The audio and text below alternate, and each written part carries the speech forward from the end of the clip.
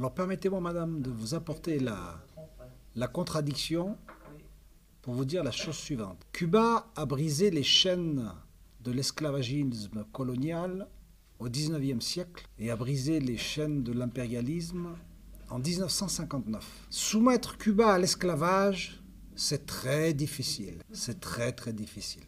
Les États-Unis n'y sont pas parvenus. Et j'ai envie de dire, pour être juste avec la Chine, ce n'est pas l'aspiration de la Chine de soumettre les peuples en esclavage, puisque les Chinois ne proposent des partenariats économiques.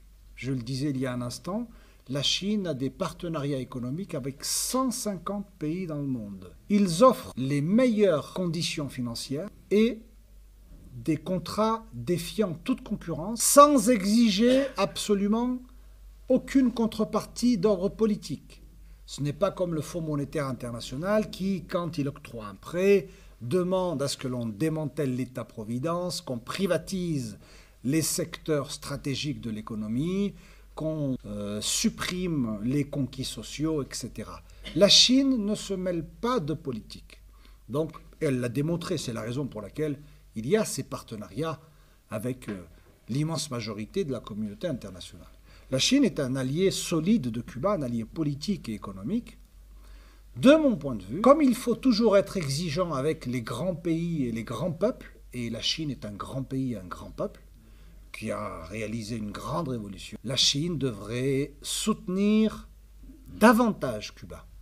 La Chine devrait apporter à Cuba le soutien qu'elle mérite.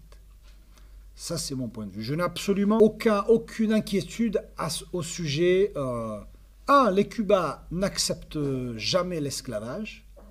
Vous imaginez s'ils se sont battus contre le colonialisme espagnol à coups de machette, ils ne vont pas accepter aujourd'hui la soumission. Comme les Cubains n'ont jamais été un satellite de l'Union soviétique. Ça, c'est un mythe qui perdure. La preuve en est la politique africaine de Cuba. L'Union soviétique était résolument opposée à l'intervention de Cuba en Angola lorsque le régime suprémaciste de Pretoria a envahi ce pays pour imposer un changement de régime. Fidel Castro a mis l'Union soviétique devant le fait accompli. Il n'a jamais demandé la permission à l'Union soviétique pour intervenir. Puis en général, les Cubains ne demandent pas la permission. Ils ne demandent pas la permission à un tiers pour faire quelque chose qu'ils estiment qui relève d'une relation bilatérale avec un pays tiers. Les Cubains sont très sensibles à la question de la souveraineté nationale. Et ils sont très sensibles à cette question-là parce que leur indépendance a été dure à conquérir. Cuba a vécu la plus longue guerre d'indépendance de l'histoire de l'Amérique latine, 30 ans de lutte. Cuba a vécu le néocolonialisme des États-Unis, réel ou de fait, de droit ou de fait, jusqu'en 1959. La conquête véritable de l'indépendance s'est faite le 1er janvier 1959, lorsque l'armée révolutionnaire, la guérilla révolutionnaire, s'est emparée du pouvoir et a décidé de dire non aux États-Unis. Donc je ne le crois pas, et je reviens à ce que je disais tout à l'heure. La Chine n'impose pas une volonté de changement politique. Ça n'intéresse pas les Chinois.